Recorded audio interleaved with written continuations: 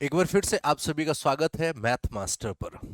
बहुत ही दिन से इंतजार कर रहे थे आप सभी लोग मेंसुरेशन टॉपिक को लेकर के, काफ़ी क्वेरी भी आ रही थी। तो आज का जो चर्चा का विषय रहेगा, जिस टॉपिक पर आप लोग प्रैक्टिस करने वाले हैं, वो है मेंसुरेशन क्षेत्रमिति। राइट, इसमें हम लोग 2D और 3D के क्वेश्चंस करने वाले हैं। देखो, एक चीज़ मैं आज के सेशन को स्टार्ट करने से पहले आप सभी लोगों को बता देना चाहता हूँ कि मेंसुरेशन के क्वेश्चन हर एक एग्जाम में पूछे जाते हैं, ये कोई बताने लायक बात नहीं है, सबको मालूम है। और कई मेंसुरेशन के क्वेश्चन ऐसे भी होते हैं जो डायरेक्टली फार्मूला बेस होते हैं, जहां पर आपसे कुछ इस तरीके से सवाल पूछ दिया जाएगा कि एक बेलन है, उसका कर्व्ड सरफेस एरिया कुछ दे देंगे आपको, आपको पता है फार्मूला लगाना है। रेडियस दे देंगे, आपसे कहेंगे हाइट बताइए, तो सिंपली आपको भी मालूम है कि फार्मूला बेस क्वेश्चन है। तो ऐसे क्वेश्चन को प्रैक्टिस करा के मुझे लगेगा कि शायद ये चीज़ आप लोगों के साथ थोड़ी सी जाती होगी, है ना। क्योंकि ये चीज़ तो आपको पहले से आती है, ये सीखने के लिए आप मेंसुरेशन का इंतजार थोड़ी ना कर रहे थे कि नो सर मेंसुरेशन पढ़ाइए। आपका पर्पज़ ये था कि जैसे एसएससी ने पिछले 2-3 साल में काफ़ी खतरनाक खतरनाक सवाल भी पूछे मेंसुरेशन से, तो आपका पर्पज़ ये है कि हमें उन सभी सवालों के कॉन्सेप्ट समझाइए, है ना, कि अगर कभी हमारे एग्जाम में ऐसा सवाल आ जाए तो हम उसे कैसे डील करें। जैसे अगर आपसे बोल दिया जाता है कि कोई एक रैंडम ट्रायंगल दे दिया उन्होंने, इक्विलेटरल ट्रायंगल नहीं है, रैंडम ट्रायंगल दे दिया और उसमें बोला कि ये मैक्सिमम साइज का स्क्वायर कट करो। अब अगर इसकी डिटेल्ड कॉन्सेप्ट आपको नहीं पता होंगे तो कट करने में समस्या आएगी। अगर इक्विलेटरल ट्रायंगल है तब तो आप इजीली कट कर ले जाओगे, लेकिन अगर रैंडम ट्रायंगल है तो समस्या आएगी। अगर उन्होंने एक क्यूबाइड दे दिया है, क्यूबाइड के अंदर आपसे बोला गया कि एक कोन कट करना है, मिनिमम मतलब सॉरी मैक्सिमम आयतन का, है ना, आपको गोले के अंदर से क्यूब कट करवा देंगे, क्यूबाइड कट करवा देंगे। तो ऐसे जब सवाल आ जाते हैं, और भी इस तरीके के और अलग अलग पैटर्न के क्वेश्चन होते हैं, तो वहां पर आपको चाहिए कि सर ऐसे सवालों पर डिस्कशन किया जाए जितना मुझे लगता है। तो यार मैंने इस जो भी सेशन में जो भी पीडीएफ आपके लिए यहाँ पर कंपाइल किया हुआ है, इसमें लगभग मैंने 80 सवाल कंपाइल किए हैं, जिसमें से लगभग आधे मैं आपके साथ में डिस्कशन करूंगा, और उन आधे के डिस्कशन में आपको मेंसुरेशन के 2D और 3D हर एक टॉपिक की कंप्लीट अंडरस्टैंडिंग आ जानी है। आप बाकी के सारे सवाल लगा सकते हो, पीडीएफ आपको ग्रुप से मिल जाएगा। राइट, तो इन सवालों को हम लोग करते हैं, आप सवालों को देख सकते हो, कुछ सवाल स्टार्टिंग इजी भी होंगे, धीमे धीमे करके इनका लेवल आगे बढ़ता हुआ चला जाएगा, फिर इनका लेवल आगे टफ भी होता जाएगा। तो लेवल से परेशान नहीं होना है। जो भी सवाल हैं आपके एसएससी के एग्जाम में पिछले 3 या 4 साल के टाइम पीरियड में एसएससी ने पूछे हैं, और मुझे लगता है कि ऐसे सवालों को बच्चों को सिखाना चाहिए, तो मैं वो डिस्कशन करने आया हूँ। तो बेसिकली आज हम लोग मेंसुरेशन का डिस्कशन करेंगे, मतलब कुछ सवालों के डीप कॉन्सेप्ट पर भी चर्चा जरूर होगी। आपको इतना तैयार करवा दिया जाएगा कि जो भी आप एग्जाम देने वाले हो, चाहे वो CHSL मेंस का एग्जाम है, चाहे वो CGL प्री का एग्जाम है, मेंसुरेशन में आने वाला सवाल का कोई भी कॉन्सेप्ट इन लेक्चर के कॉन्सेप्ट से बाहर नहीं होगा, ये श्योरिटी मैं आपको दे सकता हूँ। राइट, तो सेशन अटेंड कीजिएगा, और जो पीडीएफ मैं आपके साथ शेयर करूंगा टेलीग्राम से, आप लोग डाउनलोड कर लीजिएगा उसे, उस पीडीएफ को पूरा जरूर लगाइएगा, है ना। आंसर की वगैरह पीडीएफ के साथ में दे दी है, तो आप जब लगाओगे तो आपको सारे सवाल वहां पर चेकआउट भी कर लोगे कि भाई सही है या गलत है। और इनकेस अगर कोई सवाल आपको लग रहा है कि नहीं आ रहा है, तो आप जरूर उसके, या तो आप कमेंट बॉक्स में डाल दीजिएगा या फेसबुक ग्रुप पर पूछ लीजिएगा, आपके साथ चर्चा जरूर की जाएगी। तो इसी के साथ सेशन शुरुआत करते हैं, चलते हैं अपने सवालों की तरफ, शुरू हो जाइए। तो पहला क्वेश्चन है, एक 24 सेंटीमीटर भुजा वाले समबाहु त्रिभुज में एक वृत्त अंकित है।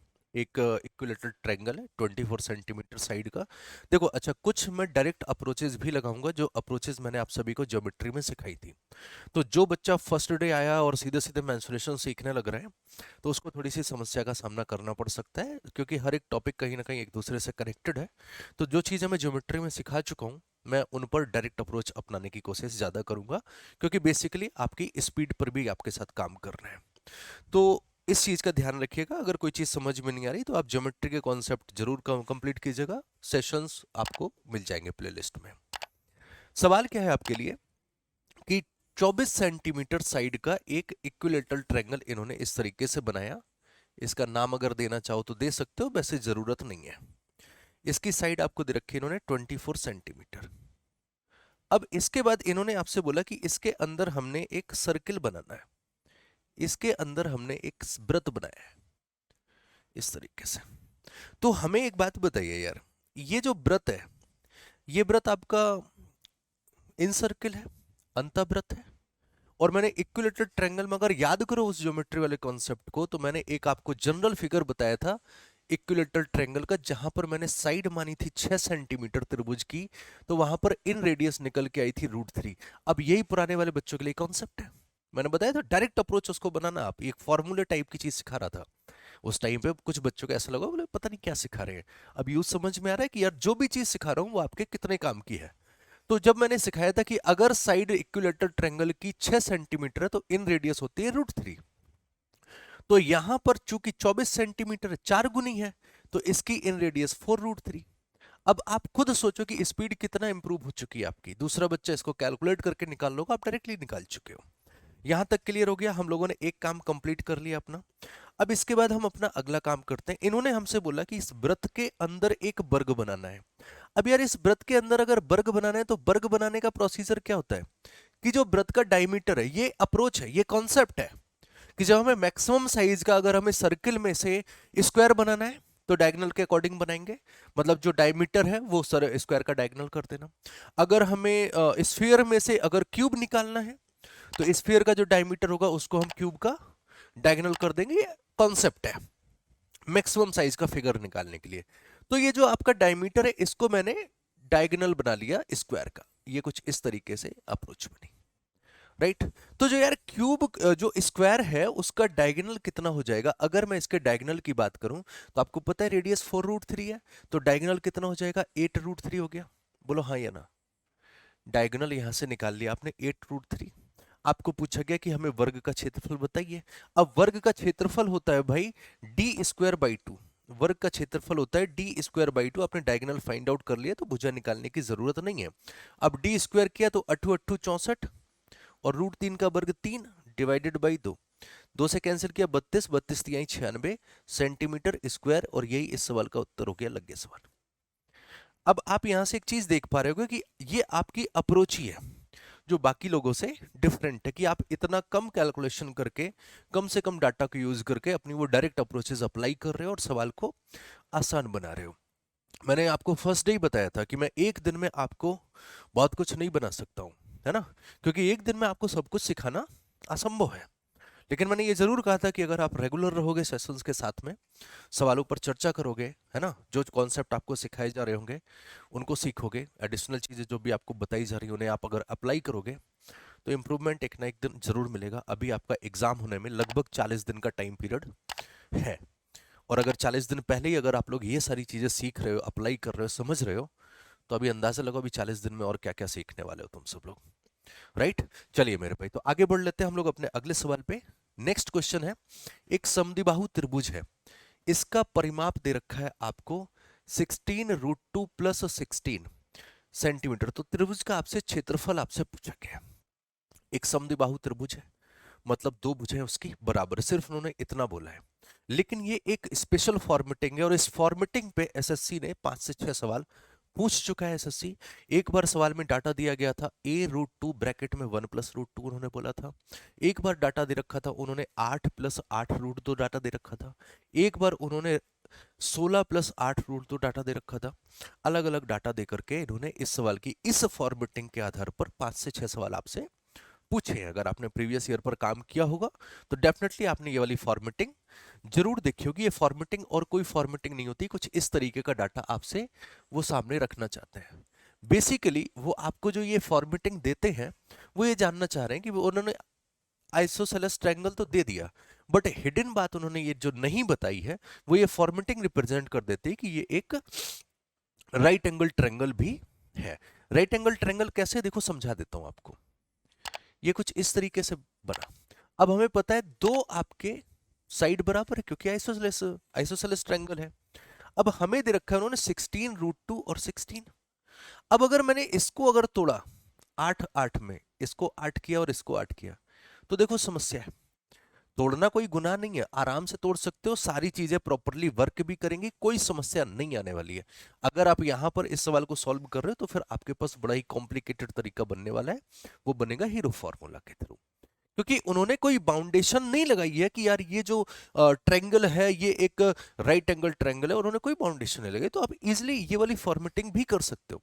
लेकिन जब अपने पास आसान फॉर्मेट है तो टफ क्यों करना है। मेरा कहना सिर्फ इतना है कि 16 को ब्रेक करने की बजाय 16√2 को ब्रेक कर लो, तो एक हो जाएगा 8√2 और एक हो जाएगा 8√2 और ये आपका 16 है।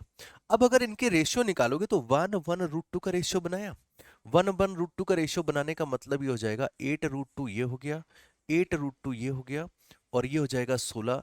ये वाला एंगल 45, ये वाला एंगल 45, ये वाला एंगल 90। याद आया? एक बच्चे ने एक बार एक सेशन के दौरान मुझे बताया था, कमेंट में मैंने देखा था कि सर ये जो एंगल्स वाला जो रेशियो है इसको एक्सप्लेन कर दीजिएगा। मैं अगली लाइन में से एक्सप्लेन कर दूंगा कैसे एंगल्स रहते हैं।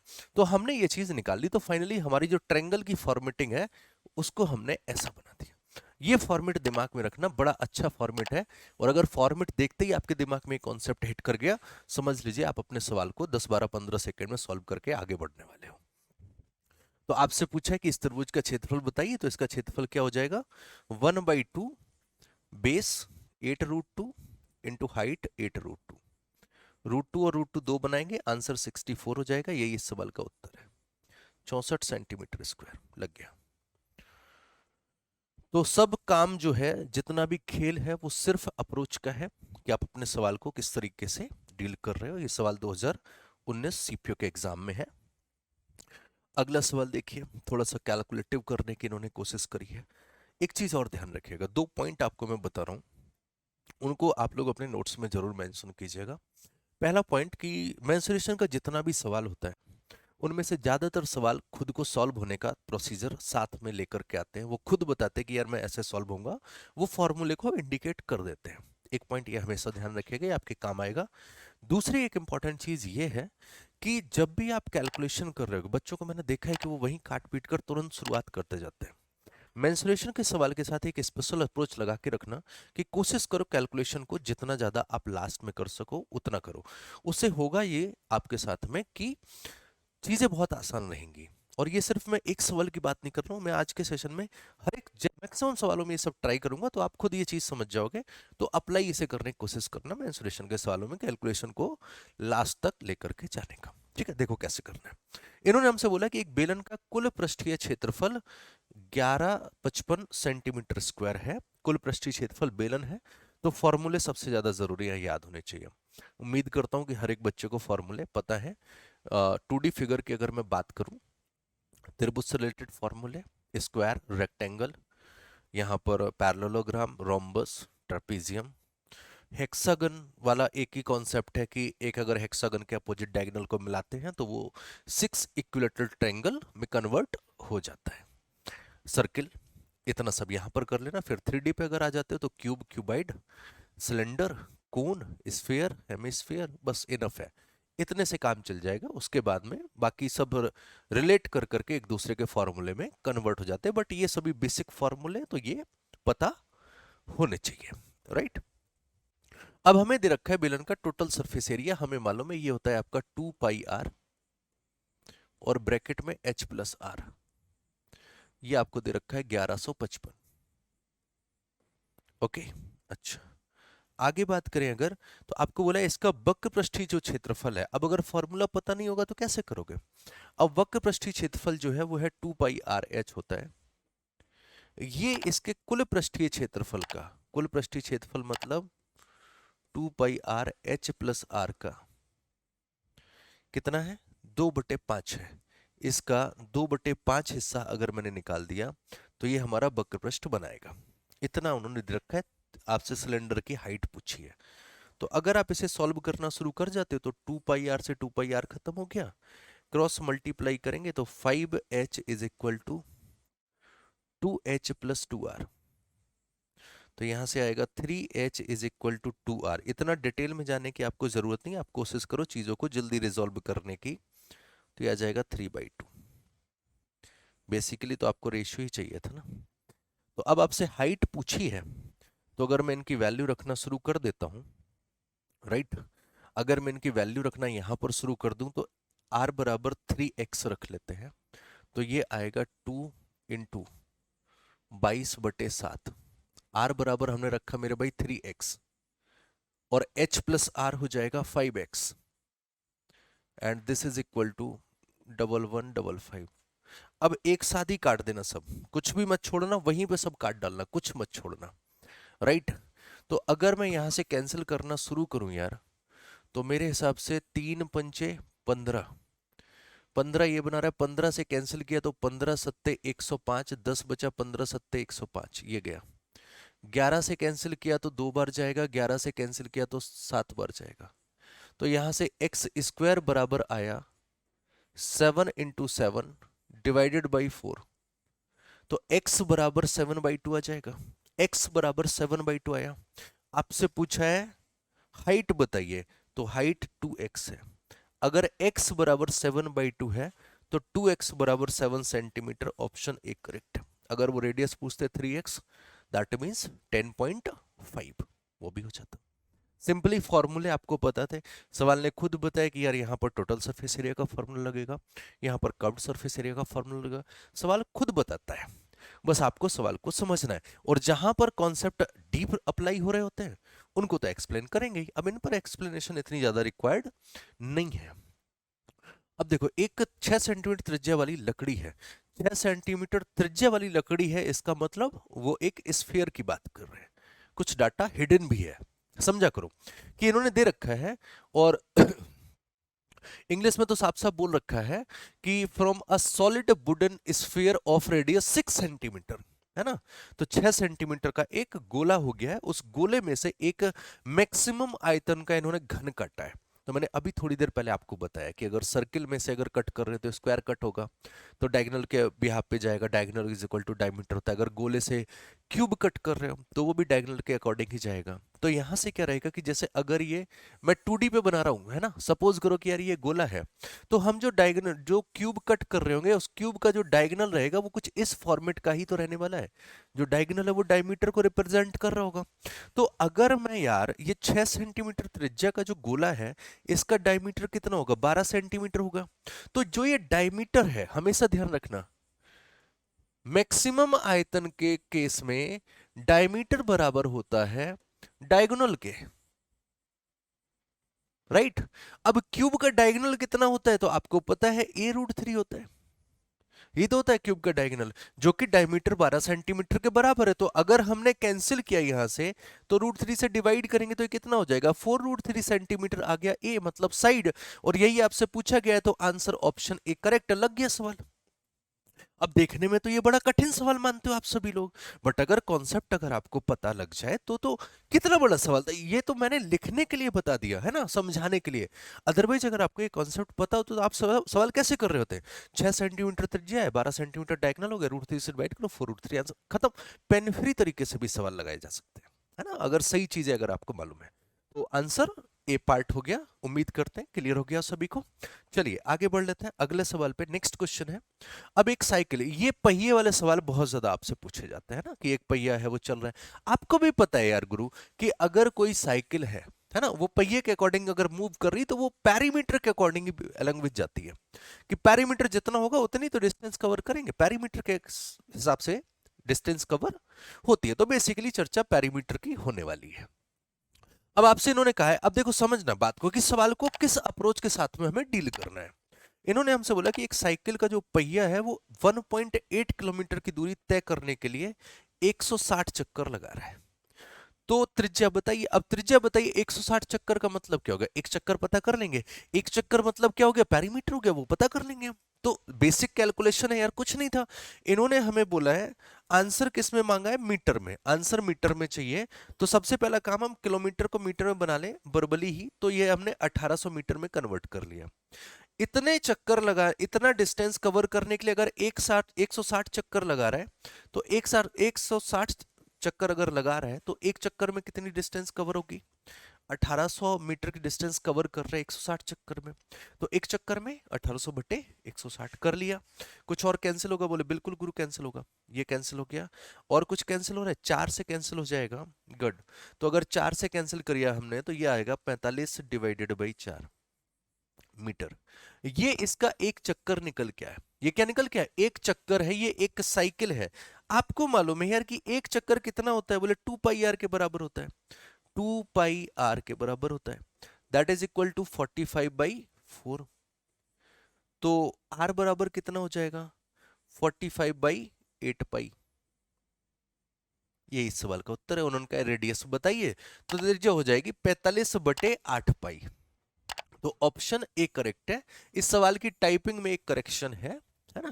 टाइपिंग में एक करेक्शन इतना है कि आपके सारे ऑप्शंस में जो पाई है उसको 45 के साथ में शो किया गया है, रिप्रेजेंट किया गया है। बट एक्चुअल में इस क्वेश्चन के सारे ऑप्शंस में जो पाई था वो डिनोमिनेटर में था, है ना। अब वो जो टाइपिस्ट लोग होते हैं उनको थोड़ी ना पता है कि ये मैथमेटिक्स में कैसा रिप्रेजेंटेशन है, तो उनको जो समझ में आता है वो उन्होंने टाइप कर दिया। तो आप कंफ्यूज मत होना। आप अपने मेन पेपर को जब देख रहे होगे तो उसमें आपको जितने भी ये पाई है ना, ये सब डिनोमिनेटर के साथ में मिलेंगे। मतलब 45/8 पाई, 15/8 पाई, 4.5/4 पाई, इस तरीके से आपके ये ऑप्शंस हैं। तो आपका ऑप्शन यहां से कौन सा करेक्ट हो जाएगा? Option A. क्लियर हुआ सभी को? चलिए आगे बढ़ लेते हैं अगले सवाल पे। अब इतना जब लेंदी सवाल दिख रहा है हमें, समझना मेरी भाई, हमें ये आपसे सीपीओ 2020 के एग्जाम में आपसे पूछा गया। हमने जैसी सवाल पे पहली नजर डाली, मैं बता रहा हूँ आपको अप्रोच कैसी रखनी है अपने सवाल के लिए।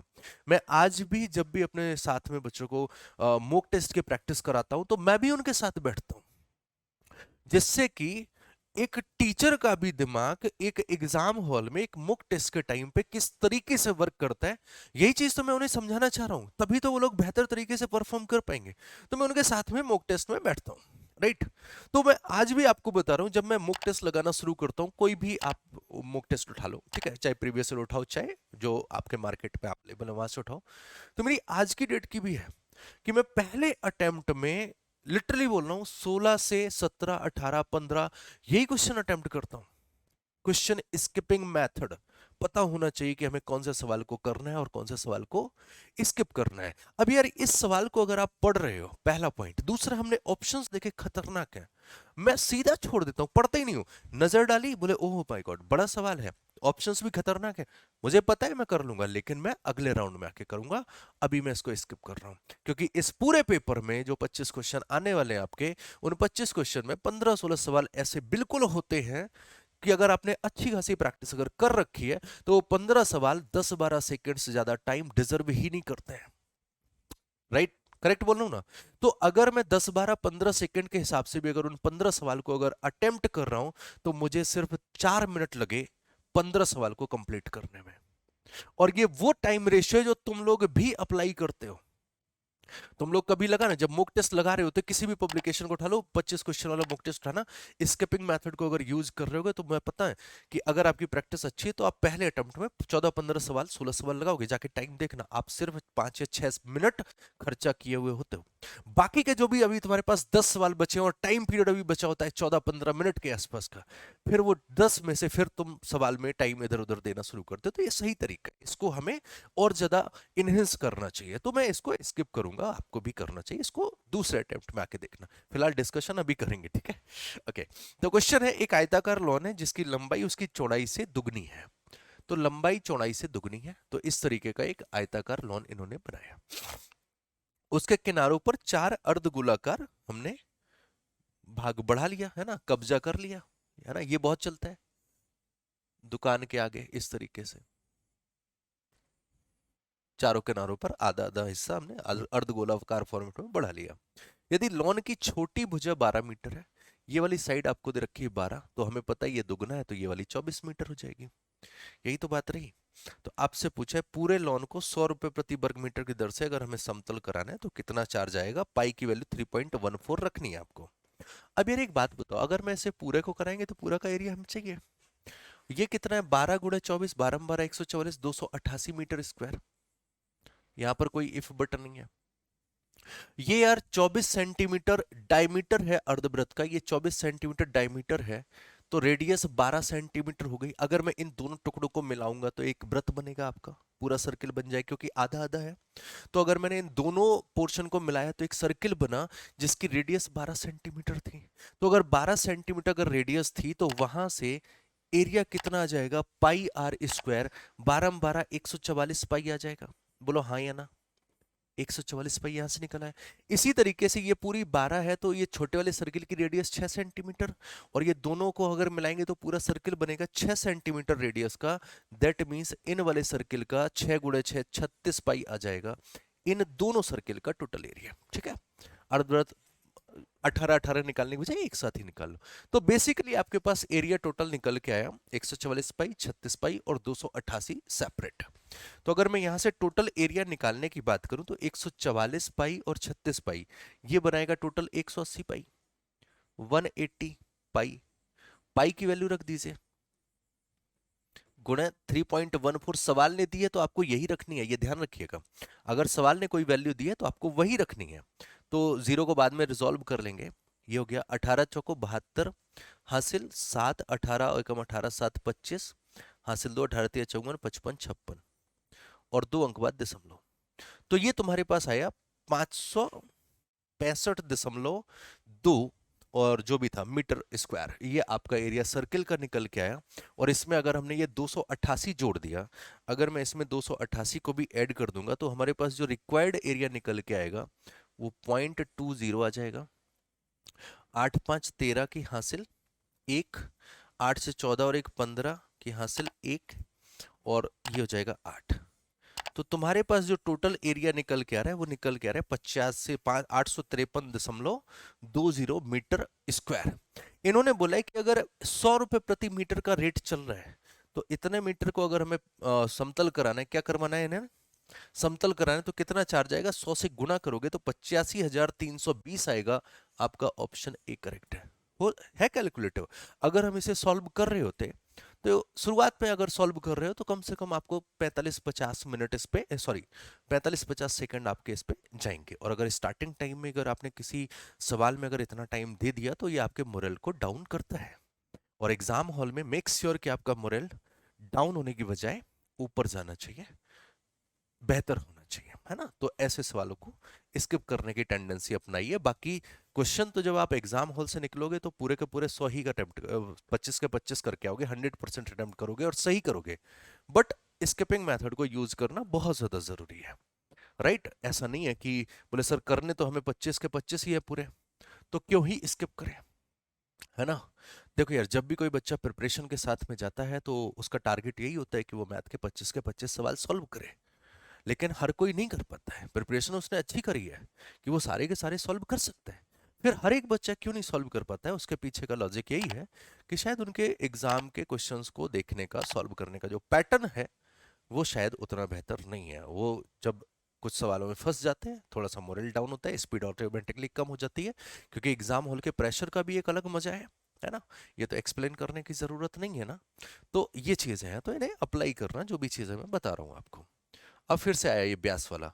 एक कार के पहिए का व्यास 210 सेंटीमीटर, पहिए को प्रति मिनट कितने चक्कर लगाने चाहिए ताकि कार की गति 120 किलोमीटर प्रति घंटा हो। बड़ा प्यारा सवाल है, बहुत अच्छा सवाल, बेहतर सवाल है। अब इस सवाल को कैसे लगाया जाए। हमें पता है कि जब पहिए की कार की गति निकालनी है तो सरकमफ्रेंस पर बात होगी, 2 पाई आर पर बात होगी। अब 2 आर बराबर हमें व्यास बराबर दे रखा है 210 और पाई की वैल्यू हमें पता है 22/7 होती है, तो 7×21, इसका मतलब 660 और ये क्या था, सेंटीमीटर। ये हमारी सरकमफ्रेंस निकल के आ गई।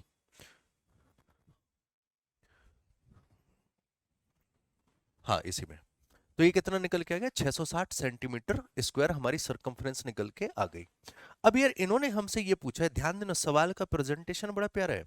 इन्होंने हमसे पूछा है कि पहिए को प्रति मिनट कितने चक्कर लगाने, मतलब 1 मिनट का ये डाटा पूछना चाह रहे हैं कि 1 मिनट में पहिया कितनी डिस्टेंस, कितने चक्कर लगाए, चक्कर के थ्रू कितनी डिस्टेंस कवर करे कि 120 किलोमीटर प्रति घंटा की स्पीड बने। ये 120 किलोमीटर प्रति घंटा को अगर मैं मिनट में देखूं तो 60 मिनट में 120 किलोमीटर जा रहा है। देखो दिमाग में इतनी कैलकुलेशन आपके होनी चाहिए अगर आप अच्छे से सॉल्व करना चाह रहे हो। बाकी मुझे कोई फर्क नहीं है, मैं हर एक डाटा लिख के बता दूंगा, लेकिन फिर कोई मतलब नहीं निकला, तुम्हारा एडवांस नहीं बन पाया। मैं ये कह रहा हूं कि अगर 120 किलोमीटर प्रति घंटा की स्पीड से अगर ये जा रहा है तो इसका मतलब 60 मिनट में 120 किलोमीटर गया। दैट मीन्स 1 मिनट में कितना गया, 2 किलोमीटर। मतलब ये आपके पास लॉजिक निकल के आया कि सर हमें 1 मिनट में इस पहिए के साथ 2 किलोमीटर की डिस्टेंस को कवर करना है। मैंने कहा कर लेना भाई। बोले सर एक चक्कर 660 सेंटीमीटर का है तो 2 किलोमीटर कवर करने में कितने चक्कर लग जाएंगे, बस वही पता कर रहे हैं। यही तो लॉजिक निकाला है। तो अब हमें 2 किलोमीटर को कवर करने में कितने चक्कर लगाने। अब किलोमीटर को मेरे भाई मीटर बनाया तो 2000 मीटर, लेकिन ये हमारा सेंटीमीटर में, यूनिट का ध्यान रखना। तो अब ये सेंटीमीटर बना, इतना हमें डिस्टेंस कवर करना है। एक चक्कर कवर कर रहा है 660 सेंटीमीटर, तो कितना डिस्टेंस कवर होगा, ये गया पहले चीज तो। और किसी से कटेगा, 2 से काटा तो 33 बार जाएगा, और ये काटा तो ये 100 बार जाएगा, तो 100 और 10,000 आ गया हमारे पास। हमारे पास आ गया 10,000 बटे 33। अब बस इसे अगर डिवाइड कर रहे हो तो 33 यही 99, एक बचेगा, भाग नहीं गया, भाग टूटी बिंदी। फिर से 100 बन गया, 33 यही 99, कंप्लीट हो गया। फिर 0, फिर 3, ये कहानी आगे बढ़ती जाएगी। तो कितने चक्कर लगाने चाहिए, तो आपका आंसर हो जाएगा 303.03 चक्कर ये प्रति मिनट लगाएगा अगर, तो इसकी स्पीड हो जाएगी 120 किलोमीटर प्रति घंटा की। बात समझ में आई? बेहतर सवाल था। तो ये जो सर्किल वाले थे, ये पहिए के ब्यास वाले, चक्कर लगाने वाले, ये सवाल को थोड़ा सा स्पेशल बना के रखना, क्योंकि ये सवाल आपसे पूछे जा रहे हैं अच्छी खासी मात्रा में। आइए आगे बढ़ लेते हैं हम लोग अपने अगले सवाल पे। नेक्स्ट क्वेश्चन है आपके पास में एमटीएस के एग्जाम का, कि एक आयत की लंबाई और चौड़ाई आपको दे रखी है। बहुत प्यारा सवाल है ये, एमटीएस का सवाल जरूर है, ये एमटीएस एग्जाम में जरूर आया है, लेकिन ये सवाल डिजर्व करता है सीजीएल मेंस लेवल। मतलब लेवल के अकॉर्डिंग अगर मैं जस्टिफाई करूं तो ये कुछ इस तरीके का लेवल डिजर्व करता है। इनका कहना ये है कि एक आयत है जिसकी लंबाई, ये एक रेक्टेंगल है ना, जो आपको दिख रहा है, ये क्लियरली रेक्टेंगल दिख रहा है ना, ये इस तरीके से रहेगा, अभी ठीक है। तो ये जो रेक्टेंगल है, इसकी लंबाई 15 है और चौड़ाई 12 दे रखी है। अब आपसे बोला है कि आयत को एक अक्ष के रूप में घुमाना है हमें, और अक्ष किसको लिया है, उसकी चौड़ाई को एक पूर्ण घुमाव दिया जा रहा है। अब मतलब क्या करना है, बोले क्या लिखा है यहां पर, if the rectangle is given one full rotation about it's breath. अगर मैं इस ब्रेथ के हिसाब से, ब्रेथ के हिसाब से एक इसे पूरा रोटेशन दे दे रहा हूं, पूरा रोटेशन दे दे रहा हूं, तो ये क्या बनेगा। अब याद होगा अगर आपको बचपन में एक मेले में एक खिलौना मिलता था, उसको ऐसे ऐसे गोल गोल घुमाओ तो आवाज निकल निकल के आती थी ना, क्या बोलते थे मुझे वो नहीं पता है ना, बट खेला सभी ने होगा, राइट। अपन टाइप के सब लोगों ने जरूर खेला होगा। तो बेसिकली क्या हो गया, जब हम उस रेक्टेंगल को इधर से ऐसे घुमा रहे हैं, तो हो क्या रहा है, हमारे पास एक सिलेंडर फॉर्म हो रहा है, हमारे पास एक सिलेंडर फॉर्म हो रहा है। और उस सिलेंडर की रेडियस कितनी है, बोले लेंथ के बराबर। मैंने कहा सिलेंडर की हाइट कितनी, बोले विड्थ के बराबर। बात को समझ पा रहे हो ना आप, विजुलाइज कर पा रहे हो ना चीजों को, कि ये सिलेंडर इस तरीके से विड्थ के अकॉर्डिंग अगर मूव कर रहा है, तो विड्थ के अकॉर्डिंग इस तरीके से ये मूव करेगा। तो जो इस सिलेंडर की रेडियस होने वाली है, दैट इज लेंथ के बराबर हो जाएगी। तो रेडियस हो गई मेरे भाई यहां से 15 सेंटीमीटर, और वहीं पर अगर मेरे भाई मैं हाइट की बात कर रहा हूं, दैट इज विड्थ के इज इक्वल टू 12 सेंटीमीटर। ये बस आपको समझना है, अगर आप ये समझ पाए तो सवाल खत्म हो चुका है। तुम्हारे पास रेडियस है, तुम्हारे पास हाइट है, उन्होंने कहा कि हमें उस आयत से जो भी फिगर बन रहा है, हमें उसका आपसे एरिया, सॉरी वॉल्यूम चाहिए, हमें आयतन चाहिए। हमें पता है वो फिगर क्या बन रहा था, सिलेंडर बन रहा था। तो बस सिलेंडर बन रहा है, तो सिलेंडर को हम लोग अप्लाई कर देंगे। पाई की वैल्यू नहीं रखनी है, तो ये हो जाएगा पाई आर स्क्वायर की वैल्यू 15 इंटू 15 हो जाएगी, और एच की वैल्यू 12 हो जाएगी, राइट। अच्छा, अगर मैं मल्टीप्लाई करूंगा तो ये 12 और 15 कितना हो जाएगा, 180 बनेगा। अब 15 और 18 कितना बनाएगा, यहां से मल्टीप्लाई करने के अपने अपने लॉजिक हैं, सबके अपने अपने तरीके हैं। तो 0 हो गया, उसके बाद में 15 8 120, 15 और 12 27, 2700 पाई, और यही इस सवाल का उत्तर है। लग गया सवाल, 2700 पाई, ऑप्शन डी करेक्ट है। खत्म। समझ में आया ना कि कैसे चीजों को हमें विजुलाइज करना है। ये चीज से आपके कॉन्सेप्ट जो है वो सब क्लियर होंगे, डाउट्स दूर रहेंगे हमेशा। अब ये सवाल देखो, जब मैंने ज्योमेट्री पढ़ाई थी, मैंने एक ट्रिपलेट बताया था कॉन्सेप्ट, मैंने कहा था ये ट्रिपलेट दिमाग में रखना। ये ट्रिपलेट आपके हाइट एंड डिस्टेंस, ज्योमेट्री और मेंसुरेशन, इन सभी जगह पर आपकी बड़ी हेल्प करेंगे। अब जैसे ही हमने एक सवाल देखा, ये सवाल बड़ा प्यारा सवाल है, बड़ा अच्छा सवाल है, राइट। इन्होंने बोला है कि एक वृत्ताकार मैदान का जो क्षेत्रफल है, उसकी जो साइड है, जो भुजाएं हैं, वो 400, 420 और 580 है। अब देखने वाले को यहां पर यह समझना रहेगा कि अगर ये 400, 420 और 580 है, अगर मैंने कैंसिल करूं, जीरो जीरो से पहले तो सबका हटा दो, उसका जैसे ही 2 से कैंसिल किया, 20, 21, 29, ये ट्रिपलेट है, ये आपको दिख भी रहा हो। जिन्हें ट्रिपलेट का अंदाजा है उन्हें ये दिख रहा है, जिन्हें नहीं अंदाजा है वो फिर यहाँ पर हीरो फॉर्मूला लगा के रायता फैलाएंगे, है ना। और फिर देखो यार, एक ही चीज है यार, पढ़ाने के लिए तो सभी के लिए पूरी मेहनत करी जाती है ना। मैं बच्चों को ये सिखा सकता हूँ कि यार ये बेस्ट तरीका है, आप इस तरीके से सोचिए, लेकिन हर एक का सोचना तो नहीं बदल सकता ना। वो तो आपके ऊपर डिपेंड है कि आप किस तरीके से सोचना चाह रहे हो, है ना। बाकी तो दुनिया भर में बहुत कुछ आपको मिल जाएगा, तो मुद्दा यार वही है, राइट। तो अगर किसी को दिख रहा है राइट एंगल ट्रायंगल तो ये बड़ी अच्छी बात है, जिसको नहीं दिख रहा है तो फिर वो हीरो फार्मूला लगा के आराम से पूरे पेपर में 12-15 सवाल करके आ सकता है। कोई लोड नहीं, कुछ ऐसे भी होने चाहिए जिनका सिलेक्शन नहीं भी हो, है ना। क्योंकि तभी तो फिर रहेगा ना। अब अगर फॉर्म भरा जाता है, अभी इस बार जो सीजीएल का पेपर आने वाला है, इस वाले पेपर में कितना फॉर्म भरा है, लगभग शायद 25 लाख फॉर्म भरा गया है ना, 24,75,000 समथिंग कुछ डाटा है, इतना फॉर्म भरा गया है। और अभी नौकरी कितनी है, 7500 है। एक्सटेंड अभी करी जाएगी, है ना। ये अभी बढ़ेंगी नौकरी, इसमें कोई दो राय नहीं है, ये बढ़ेंगी। बट फिर भी बढ़ के कितनी हो जाएंगी, पिछली साल कितनी नौकरी थी, 36,000 एक नौकरी थी, 36,000, ठीक है। और फॉर्म कितना भरा गया था, 34 लाख लगभग। तो सबका तो नौकरी नहीं लगेगा ना। तो वही चीज मैं समझा रहा हूँ, ठीक है। तो समझो, तो ये आपका 20, 21 और 29 वाला ट्रिपलेट बना रहे हैं। ट्रिपलेट बनाने का मतलब ये हो गया कि ये आपका राइट एंगल ट्रायंगल है। तो ये अगर 400 है तो ये वाली 420 हो जाएगी, और ये वाली 580, और ये राइट एंगल ट्रायंगल। ओके। अब इन्होंने कहा है कि इस त्रिभुज के मैदान क्षेत्रफल का 73/1/3, सही करो यहीं से, 3 × 9 और एक 10 हासिल, एक लग गई, 7 × 21 और एक 22, 220/3 और परसेंटेज का 1/100 और कर लेंगे, एक जीरो से एक जीरो खत्म, 22/30 मतलब 11/15। कितना हो गया, 11/15। तो इनका कहना यह है कि एक वृत्ताकार जो मैदान है उसका जो क्षेत्रफल है वो इस त्रिभुज का क्षेत्रफल, अब इस त्रिभुज का क्षेत्रफल कितना होगा, 1/2 आधार इंटू शीर्ष लंब, इसके क्षेत्रफल का कितना है, 11/15 है।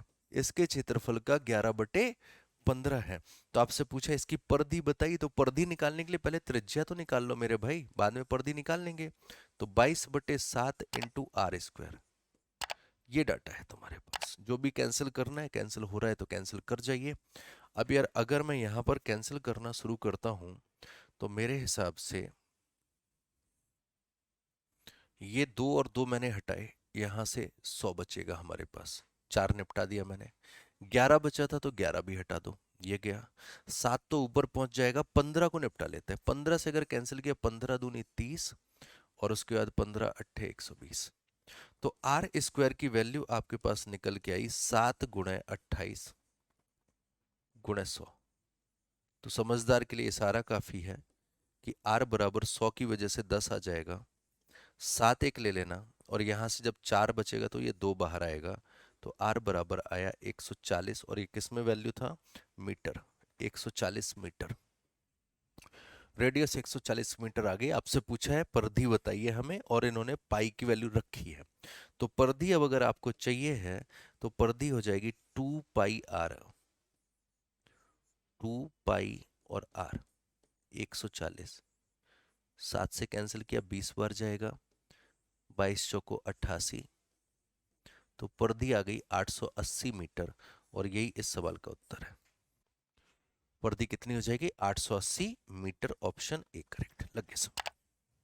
अच्छा सवाल था, मजेदार सवाल था। और अगर ऑब्जर्वेशन जरा सा भी वीक है तो समस्या आएगी। तो ट्रिपलेट दिमाग में अपने जरूर रखिएगा। मैं आपको एक बार चाहे कुछ ट्रिपलेट लिखा भी दे रहा हूं, जबकि मैंने ये पहले से लिखा के रखे हैं, है ना। तो मैं उम्मीद ये करता हूं कि जो भी बच्चे हैं वो इन ट्रिपलेट्स वगैरह को अपने दिमाग में जरूर रखें, ये आपकी बहुत हेल्प करते हैं स्पीड बढ़ाने में। अब ऑब्जर्वेशन कहाँ से आता है, ये अगर ट्रिपलेट दिमाग में नहीं होंगे तो क्या ऑब्जर्व करोगे फिर। तो वो ट्रिपलेट जरूर दिमाग में रहने चाहिए, ये बात का आप विशेषकर ख्याल रखें। ट्रिपलेट अगर मैं ऑड नंबर्स पे बात करूं तो 3 4 5, 5 12 13, 7 24 25, 9 40 41, 11 60 61। इधर साइड पे इतना लेंथ बहुत है, इसके आगे भी बहुत बनेंगे, लेकिन ये इंपॉर्टेंट वाले हैं वो मैं लिख दे रहा हूँ। इसके साथ में यहाँ पे 8 15 17, 12 35 37। मैं सिर्फ इंपॉर्टेंट वाले लिख रहा हूँ, सारे नहीं लिखूंगा, ठीक है। सारे मैं पहले लिखवा चुका हूँ। 20 21 29, ये सब आपके ट्रिपलेट हो जाएंगे, ठीक है। एक और लिख सकते हो आप, 28 45, 53, ये भी आप लिख सकते हो। तो ये वो ट्रिपलेट हैं जो आपको दिमाग में रखने चाहिए। फिलहाल हम लोग आगे बढ़ते हैं अपने अगले सवाल पे। नेक्स्ट क्वेश्चन है खोखले घनाभ का पृष्ठीय क्षेत्रफल। इसमें एक शब्द इन्होंने बड़ा बेहतर यूज किया है कि एक खोखला घनाभ। अब खोखला घनाभ क्या होता है? अब आप टेंशन में आओगे, बोले सर हमने तो जब भी सवाल लगाया तो घनाभ करके लगाया, क्यूबाइड करके लगाया। यहाँ पे होलो क्यूबाइड देने का मतलब क्या है? वो सिर्फ आपको डाइवर्ट करना चाहते हैं और कोई मतलब नहीं है। एक खोखले घनाभ का कुल पृष्ठीय क्षेत्रफल आपको दे रखा है 340 सेंटीमीटर स्क्वायर। घनाभ की लंबाई चौड़ाई 10 और 8 सेंटीमीटर है। इसके अंदर अगर फिट हो सकती है तो अगर घनाभ, आप जिस कमरे में बैठे हो इसको आप क्या बोलते हो? इसको क्यूबाइड ही तो बोलते हो। जिस कमरे में बैठ के आप क्लास ले रहे हो ये क्यूबाइड ही है। यही तो आपको मैंने हमेशा एग्जांपल दिया है। बट अगर आप इसके अंदर बैठे हो मेरे भाई तो ये खोखला ही हुआ ना। ये भरा हुआ तो तब होगा ना जब इसमें पूरा ईंटें भर के एकदम इसको सील पैक बना दो, है ना। जैसे गांव वगैरह में थान वगैरह बना दिए जाते हैं, है ना, बाबा वगैरह लोगों के। तो वो एकदम सॉलिड है। बट आप जिसमें बैठे हो तो इसमें तो यार ये खोखला ही है ना। तो इसमें जो सबसे बड़ी छड़ होगी वो क्या होती है? डायगोनल, हाईएस्ट डायगोनल, वो आपकी सबसे बड़ी छड़ हो जाएगी। तो बस ये आपको पता करना है। अब डायगोनल पता करने के लिए आपको चाहिए root L square plus B square plus H square. तो भाई अपने पास एल भी है और बी भी है, एच की जरूरत है। एच की जरूरत पूरी कहां से होगी? बोले सर इन्होंने टोटल सरफेस एरिया दे रखा है जो कि होता है ट्वाइस। अब L B B H H L, formula अलग से मत लिखो।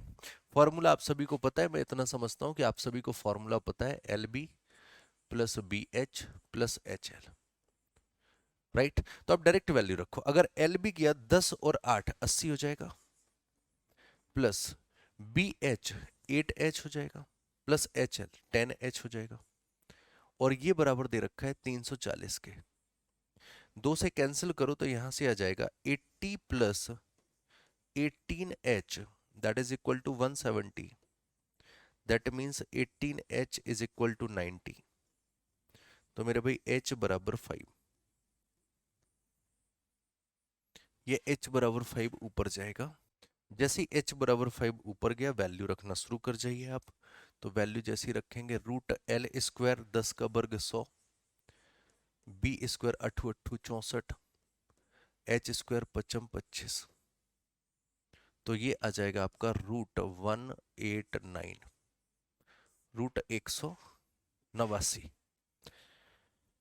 अब 189 ऑप्शंस में कहां पर जाएगा? तो अगर मैं देखूं तो 21 निम्मा होता है, तो 9 में से अगर रूट को बाहर निकाला तो 3 निकलेगा, तो 3 रूट 21 सेंटीमीटर। इतनी बड़ी हम एक सबसे बड़ी छड़ को यहाँ पर रख सकते हैं। तो देखो सवाल जरूर एमटीएस में आए हैं, लेकिन एक चीज आपने देखी कि पिछले 3 सवाल एमटीएस में जरूर थे, लेकिन थे बेहतर सवाल, मजेदार सवाल थे। आगे बढ़ लेते हैं अगले सवाल पे। नेक्स्ट क्वेश्चन है, एक लंबवृत्तीय शंकु की ऊंचाई 35 सेंटीमीटर, इसकी वक्र सतह का क्षेत्रफल। बढ़िया है यार, अच्छा सवाल है। एक शंकु की ऊंचाई दे रखी है 35 सेंटीमीटर, हाइट जो है इस तरीके से कोण बनाया उन्होंने, और इसकी हाइट जो है वो आपको दे रखी 35 सेंटीमीटर, राइट। इसके बाद में आपसे इन्होंने एक बात यहां पर ये रखी कि इसकी जो वक्र सतह का क्षेत्रफल है, अब शंकु की वक्र सतह होती है पाई आर एल। ये जो है ये आधार के क्षेत्रफल, मतलब आधार कैसा होता है? सर्कुलर। पाई आर स्क्वायर का 4 गुना है, इसका 4 गुना है ये पाई आर एल। यही तो सवाल ने बात कही हमसे कि जो इसकी वक्र सतह का क्षेत्रफल है वो उसके आधार के क्षेत्रफल का 4 गुना है। हमने कर दिया। अब कुछ कट रहा है, पाई आर से पाई आर खत्म हो जाएगा, तो यहां से एल इज इक्वल टू आया 4r। L is equal to आ गया 4r। अगर मैं यहां पर रेशियो मेथड अप्लाई करूं, है ना, अब यही वो रेशियो वाला फिर से बच्चे वाली वही बात याद आई, जरूर सिखाऊंगा मेरे भाई।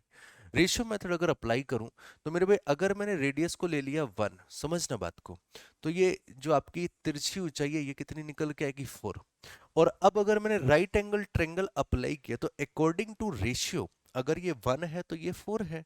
तो पाइथागोरस लगाओगे, 16 में से 1 गया तो 15 हो जाएगा। तो इसकी हाइट होनी चाहिए अकॉर्डिंग टू रेशियो रूट 15। तुम्हारे अकॉर्डिंग रूट 15 होनी चाहिए, जो कि सवाल के अकॉर्डिंग 35 सेंटीमीटर है। कोई समस्या वाली बात नहीं। जो तुम्हारे अकॉर्डिंग रूट 15 है वो सवाल के अकॉर्डिंग 35 है। अब आपसे इन्होंने ये पूछा हुआ है मेरे भाई कि हमें बताइए इस शंकु का आयतन। वॉल्यूम आपसे पूछा है। वॉल्यूम होता है शंकु का 1/3 पाई आर स्क्वायर एच। अब जरा समझना, थोड़ा सा डायरेक्ट कैलकुलेशन करने वाले हैं, ज्यादा टफ नहीं है, आप इजीली समझ पाओगे। मैंने किया 1/3। पाई की वैल्यू आंसर में नहीं है तो पाई की वैल्यू रख लेंगे 22/7। इसके बाद में आर स्क्वायर। अच्छा एक बात बताओ, अगर √15 बराबर है 35, तो R1 = कितना हो जाएगा? उसी फॉर्मेट में रखने ना, एग्जैक्ट वैल्यू पे जा रहे हैं। √15 बराबर अगर 35 है, यूनिटरी मेथड से 1 = हो जाएगा 35/√15। 35/√15 सेंटीमीटर। बोलो हाँ या ना, यही तो बनेगा जा करके। अगर उस रेशियो पे √15 बराबर अगर एक्चुअल में 35 सेंटीमीटर है, तो 1 बराबर 4 बराबर सब निकाल सकते हैं ना, कोई टफ चीज नहीं है ना। तो आर स्क्वायर बराबर अगर मैंने किया ये मेरे भाई, तो ये हमें मिलेगा 35 × 35/15, क्योंकि √15 का वर्ग 15 हो जाएगा, ये हमें मिल जाएगा। अच्छा इंटू एच, तो एच तो हमें मालूम है 35 हमें सवाल में ही दे रखा है, और प्लस यहां से भी हम देख सकते हैं। तो कुछ ये चीजें हमारे सामने निकल के आई। ओके, अब 3 से कटने वाला डाटा तो दिख नहीं रहा है, तो 3 कहीं कट भी नहीं रहा है। ओके, अब अगर मैं देखूं यहां से सॉल्व करने के बारे में, तो 7 और 5 से कैंसिल किया 3 बार, और ये 35 खत्म हो जाएगा। तो हमारे पास फिर फाइनली बचा 22 × 35 × 35। तो अगर मैं 22 को देख रहा हूं, तो 22 को ऐसे ही रखो, 35 का हमें पता है 3 चौको 12 25 हो जाएगा, डिवाइडेड बाई 9। आप अगर चाहो तो यहां पर अप्रोक्सीमेशन अप्लाई कर सकते हो, क्योंकि आपके ऑप्शंस में दूरियां हैं, ठीक ठाक हैं। बट चलो मल्टीप्लाई करना तो मल्टीप्लाई कर सकते हो। 22 पंचे 110 हासिल 11, 22 दूनी 44 और 11 55 हासिल 5, 22 दूनी 44, 5 49 हासिल 4, 22 से कम 22 4 26, डिवाइडेड बाई 9। अब अगर 9 से डिवाइड किया तो 9 दूनी 18, राइट, 9 दूनी 18, 8 बचा 9 निम 81, फिर 8 बचा 9 निम 81, 4 बचा 9 चौको 36 पॉइंट, फिर आगे। तो ये कुछ कहानी ऐसे निकल गई। अब ये है सेंटीमीटर में, लेकिन यार इन्होंने पूछा है मीटर क्यूब में। इन्होंने क्या पूछा है कि हमें बताइए मीटर क्यूब में। ओके, तो मीटर क्यूब में अगर इन्होंने पूछा है, तो फिर आंसर क्या होना चाहिए? थोड़ा सा सोच समझ के जवाब देना इस सवाल का। अगर मीटर क्यूब में इन्होंने पूछ रखा है, तो इस सवाल का आंसर क्या होना चाहिए? तो जनरली आपके दिमाग में क्या आता है, बोले सर 3 अंक इधर लगा देना है, तो 3 अंक इधर लगाएंगे तो हमारे पास आंसर आ जाएगा ऑप्शन सी पार्ट करेक्ट है। क्लियर? कोई समस्या वाली बात किसी को? यस और नो? नो, कोई परेशानी वाली चीज नहीं हुई, सब कुछ बढ़िया था, ऑल ओके, सब बढ़िया रहा। अब एक चीज जरा मैं आपको समझाना चाह रहा हूँ, जरा गौर से समझना मेरी। कई बार सवाल में हमें ऐसा लगता है कि हमने सब कुछ सही किया है, बट कहीं ना कहीं छोटी सी हमसे गलती जरूर हो सकती है। तो मैं बस वही चीज आपको एक्सप्लेन करने की कोशिश कर रहा हूँ, है ना। आप जरा समझिएगा मेरी बात को, ये आपके साथ में जब डीप डिस्कशन कर रहे होते ना, तब आपको चीजें क्लियर होती हैं।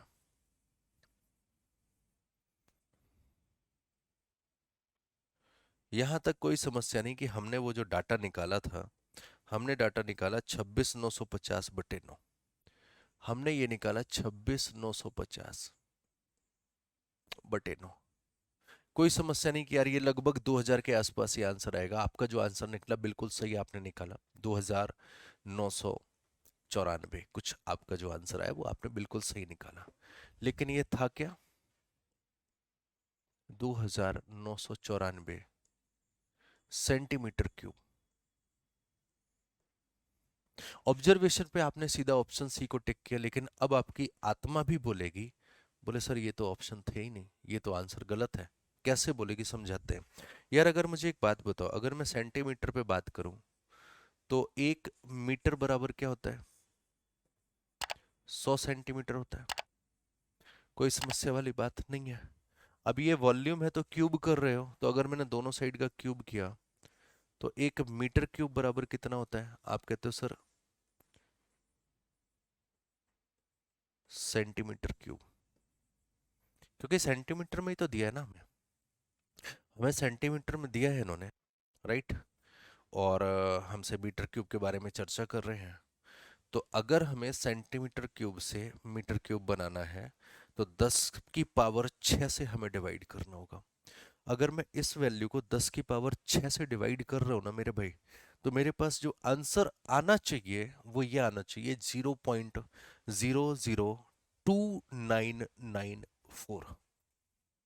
और ये बात से आप भी एग्री कर रहे होगे कि यार ये तो फिर चैलेंज करने वाला सवाल है, हल्का सा गड़बड़ी हुआ है, सोचने वाला पॉइंट है। लेकिन फिलहाल आपका इस जब पेपर में ये सवाल आया था तो वहां पर यही चीज आपके सामने रखी गई थी कि आपका ऑप्शन सी है, क्योंकि ऑब्जर्वेशन से अगर हम देख रहे हैं तो हमें ऑप्शन सी दिख रहा है कि सही होता हुआ, बट एक्चुअल में वो गलत था। क्यों गलत है, अब शायद आप लोग समझ भी पाए होंगे कि क्यों गलत है। तो अगर कोई भी काम कर रहे हो तो मैं यार ये चीज जरूर आप लोगों को सिखाना चाहता हूँ कि उस पर हमेशा आपका एक अपना ओपिनियन होना चाहिए। आप कोई भेड़ बकरी नहीं हो कि मतलब जो हो रहा है आप बस उसमें साथ दिए जा रहे हो, बोले हाँ ऑप्शन सी करेक्ट है। मैक्सिमम जगह पे आपने ऑप्शन सी देखा भी होगा अगर कभी इस सवाल का पहले सॉल्यूशन देखा है। बट आज समझ में आया कि यार ऑप्शन सी को हमने टिक इसलिए कर लिया क्योंकि हमारे ऑप्शन से मैच करता हुआ जैसा दिख रहा है तो हमने टिक मार दिया, बट एक्चुअल में वो गलत है। और क्यों गलत है इसका लॉजिक भी आपके पास है। अब हाँ, यहाँ पर कुछ ऐसा अगर होता कि यार ये सीएम की जगह पर अगर डीएम कर देते हैं ना, वो जो एक होता है ना formula milli centi deci decimeter deca hecto kilo, तो अगर यार ये डेसीमीटर होता तब तो तुम्हारा मीटर क्यूब बनाने पर ये आंसर पॉसिबल है, बट सेंटीमीटर पे तो नहीं है। समझ गए ना। लेकिन जब एग्जाम में बच्चों का आया तो उन्होंने सी ऑप्शन टिक किया था, उनका सही भी हुआ था। क्योंकि इसको हम लोग फिर टाइपों में डाल के, मतलब हम लोग नहीं, वो एसएससी वाले लोग टाइपों में डाल के फिर पतली गली पकड़ के निकल लेते हैं। राइट, तो इस चीजों का गहराई को हमें समझना चाहिए, है ना। हल्की फुल्की बातों पे ज्यादा टाइम देना, ध्यान देना, इसका कोई मतलब नहीं है। अब मैं एक ही चीज बताता हूँ कि अगर जीवन में गंभीरता है तो काफी बेहतर है। मैं हमेशा ये चीज ही बोलता हूँ कि बचपना एक जरूर रहना चाहिए, हर एक आदमी के अंदर एक बच्चा होता है, उस बच्चे को ताउम्र जिंदा रखो। लेकिन उस बचपने के साथ में सीरियसनेस बहुत ज्यादा जरूरी है। राइट, हरकतें बचपने जैसी होनी चाहिए, बचकानी नहीं होनी चाहिए। ये चीजें आप समझिए, ये आपको खुद डिसाइड करके देखना है कि क्या एक्टिविटी करना आपके लिए बेहतर है। राइट, बचपना थोड़ी बहुत देर के लिए अच्छा लगता है, जैसे सब लोग बोलते हैं ना उछल कूद करना, मैं भी करता हूँ, है ना। कभी कभी ऐसे भी कर देता हूँ पार्क में छोटे छोटे बच्चों के साथ, फिर वो कहेंगे नहीं भैया हमें नहीं खेलना आपके साथ, आप बहुत बड़े हो। वो सब चलता है, वो हरकतें अच्छी लगती है। लेकिन बाकी आप काम जिम्मेदारी भरे कर रहे हो या नहीं कर रहे हो वो बहुत जरूरी होते हैं। अगर आप वहां पे हरकतें बचपनी कर रहे हो तो फिर मेरे हिसाब से यूजलेस चीजें हैं। तो चीजों की अपनी समझ जरूर रखो, है ना। जो ट्रेंड में चल रहा है उसके हिसाब से एक्टिविटी मत किया करो, अपने हिसाब से चीजें देखा करो। अब चलो इस चीज को समझते हैं यार कि एक पानी है 1.2 मीटर, पानी 1.2 मीटर गुणे 0.75 मीटर के आयताकार पाइप के माध्यम से 15 किलोमीटर प्रति घंटा की दर से बह रहा है। तो 80 मीटर, 180 मीटर और 140 मीटर के टैंक में बहता है तो कितने समय में पानी 4 मीटर बढ़ जाएगा। बड़ा बेहतर सवाल है। अब इस सवाल को समझाने के लिए मुझे लगता है कि मुझे किसी चीज की जरूरत पड़ेगी। राइट, मैं ट्राई करता हूँ आपको इसे समझाने की। मेरे पास फिलहाल यही एक बोतल है, तो अपने पास कोई चौकोल बोतल तो है नहीं, तो जिससे अगर हम समझाना चाहे तो वैसे समझाएं। इमेजिन करो यार, ठीक है, ये बोतल है। इस बोतल का जो ये फेज है, ये सर्कुलर ना मानो, इस सर्कुलर फेज की बजाय इसको मानो यार कि ये रेक्टेंगल शेप में है, जिसका एक पोर्शन है 1.2 मीटर लंबा और ये वाला पोर्शन है 0.75 में, मतलब ये स्क्वायर शेप में रेक्टेंगल शेप में है। और पानी यहां से ऐसे बह रहा है। यही बात समझ में आई। अब एक जरा बात को समझो यार, यहां से पानी का सोर्स है, यहां से पानी बह रहा है और इधर से पानी निकल रहा है, इस तरीके से चल रहा है। तो 1 घंटे में जो ये 15 किलोमीटर की स्पीड है, इसका मतलब ये हुआ कि अगर ये बोतल 15 किलोमीटर लंबी है तो जो पार्टिकल पानी के यहां पर होंगे वो पार्टिकल 15 किलोमीटर तय करते हुए 1 घंटे बाद इस सरफेस पर पहुंच गए होंगे। यही तो कहने का मतलब है। इसका मतलब क्या हुआ, इसका मतलब ये जो 15 किलोमीटर लंबा पाइप है, 1 घंटे में जो पार्टिकल यहां पर थे वो ट्रेवल करके अगर यहां पर आ गए हैं, तो इसका मतलब इसमें जो बाकी का पानी भरा हुआ था वो पूरा सब निकल गया होगा ना। जो पार्टिकल यहाँ पर है वो ऐसे ही तो ट्रेवल करे होंगे ना। तो इसमें जितना भी पानी भरा था वो 15 किलोमीटर लेंथ वाला, वो 1 घंटे में बाहर निकल गया होगा, तभी तो ये वाले पार्टिकल इधर पे आए। तो अगर मैं बोलूं कि 1 घंटे में कितना पानी निकला है, तो तुम क्या बोलोगे? बोले सर 1.2 मीटर लंबाई, 0.75 मीटर चौड़ाई और 15 किलोमीटर ऊंचाई, इतना बड़ा एक क्यूबाइड का स्लैब बाहर निकल गया 1 घंटे। बात समझ में आई? यही चीज करना है यार। तो अगर मैं यहां पर देखूं, इतना पानी निकल के एक टंकी में गिर रहा है, जाके आपसे पूछा टंकी की हाइट 4 मीटर उठानी है, या टंकी में कितना पानी भरना है? बोले सर टंकी में हमें पानी भरना है 180 मीटर चौड़ा, 140 मीटर ऊंचा, मतलब लंबा, और 4 मीटर ऊंचाई, इतना पानी भरना है, इतने मीटर क्यूब पानी भरना है। और तुम्हारे पाइप से 1 घंटे में निकल कितना रहा है? तो तुम बोले सर हमारे पाइप से 1 घंटे में निकल रहा है 12/10, हमारे पाइप से निकल रहा है 1 घंटे में 12/10। 0.75 को मेरे भाई मैं लिख सकता हूं 3/4, और 15 किलोमीटर। अब मजेदार बात क्या है, ये मीटर में, ये मीटर में, ये मीटर में, सब मीटर में, तो 15 किलोमीटर मीटर में कन्वर्ट करना पड़ेगा। तो 15 किलोमीटर को अगर मैंने कन्वर्ट किया तो वो ही निकल के आया इतना, इतने मीटर। ये टंकी है हमारी, ये पाइप का 1 घंटे में इतना पानी निकल रहा है। बोले टंकी पूरी भरनी है, कितनी देर में भरोगे? हमने बोल दिया गुरु x घंटे में भरेंगे। हमने क्या बोला कि x घंटे में भरेंगे। ये x की वैल्यू चाहिए। समझ गए ना दोनों का रिलेशन, कि ये वाला पानी जो है इस तरीके से ये पाइप बनाओ, ये टंकी में गिर रहा है, तो अगर 1 घंटे में इतना पानी भर रहा है तो इतना भरने के लिए कितना टाइम लगेगा? बोले x घंटे लगेंगे। बस ये x की वैल्यू निकालनी है। समझ में आया ना कि कैसे हम ये आए? अब बच्चे क्या करते हैं, वो रट लेते हैं। क्यों रटना है जब तुम्हारे सामने हर एक चीज लॉजिकल तरीके से एक्सप्लेन की जा सकती है? फाइंड आउट करने की जरूरत है ना आपको। आपको चीजें समझना है कि हमने 15,000 को हाइट क्यों माना। अब एक्सप्लेन हुआ ना कि कैसे करना है। तो अब क्या करना है, अब इसे अगर सॉल्व कर रहे हो अगर, तो 4 से कैंसिल करो, 4 × 12, 0 से एक 0 ये गया, 2 0 मेरे भाई यहां वाले ये दोनों निपट गए। और कुछ कैंसिल होगा? 3 × 9, दूनी 18, ये खत्म हो गया। और कुछ है? 15 में 3 और 5 है। यहां पर ऐसा कुछ दिख नहीं रहा है, तो यहां पर जब ऐसा कुछ दिख नहीं रहा है तो x बराबर 14 चौको 56 दूनी 112, 112 इधर पे और 15 उधर पे आया। ये निकाली तुमने x की वैल्यू, इतने घंटे है ना, ये 1 घंटे का डाटा था तो इतने घंटे बने।